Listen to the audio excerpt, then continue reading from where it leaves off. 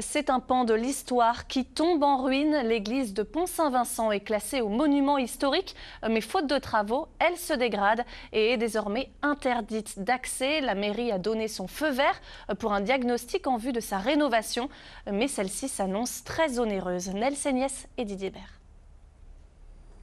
Cette église gothique du XVe siècle faisait la fierté de Pont-Saint-Vincent. Aujourd'hui, l'eau s'infiltre partout et ses façades décrépissent.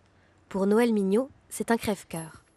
Une église que j'ai connue enfant, puisque mes grands-parents habitaient Pont-Saint-Vincent, et que malheureusement, mon mari et moi avons vu se dégrader au fil du temps, et se dégrader de plus en plus gravement.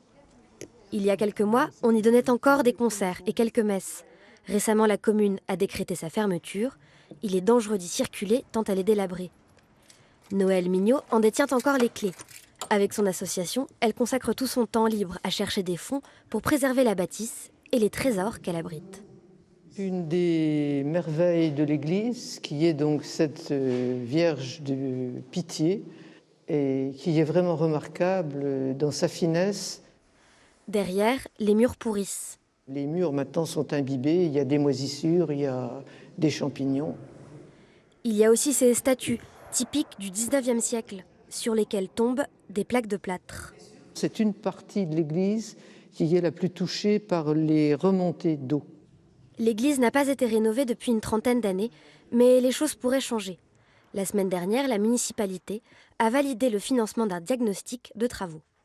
L'étude, c'est 90 000 €. L'estimation d'il y a 2 ans, on était sur 1,5 million de travaux que la commune ne peut pas assumer. Avec la hausse des coûts, on va être sans doute autour du 2 millions.